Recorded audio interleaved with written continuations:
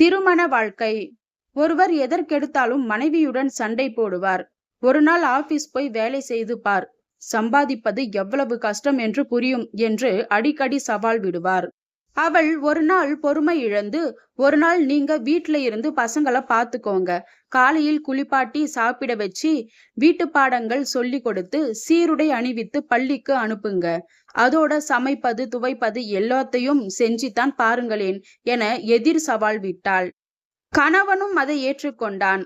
அவன் வீட்டில் இருக்க அவள் ஆபீஸ் போனாள்.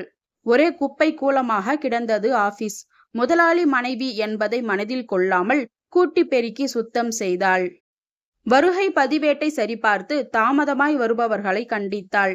கணக்கு வழக்குகளை பார்த்தாள். மாலை 5 மணி ஆனதும் வீட்டுக்கு புறப்பட நினைத்த போது ஒரு அலுவலரின் மகள் திருமண வரவேற்பு குறித்து உதவியாளர் சொல்ல பரிசு பொருட்கள் வாங்கி கொண்டு கல்யாண மண்டபத்திற்கு சென்றாள்.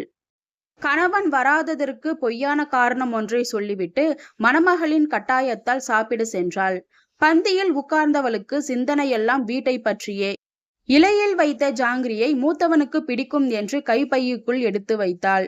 முறுக்கு கணவனுக்கு பிடிக்குமே என்று அதையும் கைப்பையுக்குள் வைத்து கொண்டாள். அவள் சாப்பிட்டதை விட பிள்ளைகளுக்கும் கணவனுக்கும் என பையுக்குள் பதுக்கியதே அதிகம். ஒரு வழியாய் வீடு வந்து இறங்கியவள் கணவன் கையில் பிரம்போடு கோபத்துடன் அங்கும் இங்குமாக நடந்து கொண்டிருப்பதை பார்த்தாள்.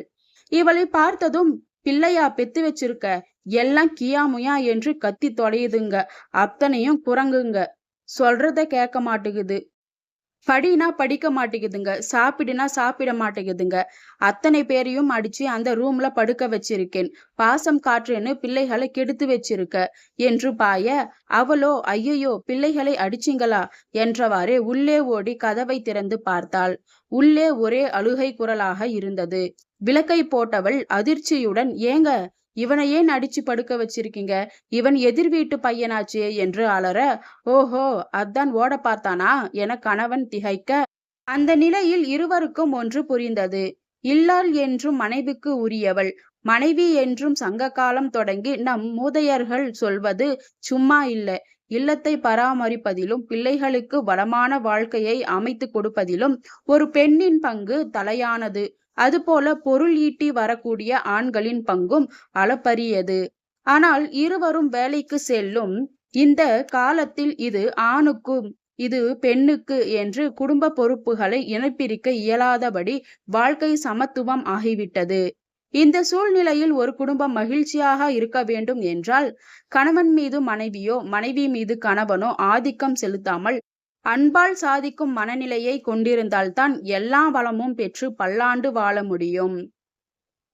இதே போல சூப்பரான ஸ்டோரிஸ் கேட்கணுமா? அப்ப என்னோட சேனலை சப்ஸ்கிரைப் பண்ணிக்கோங்க.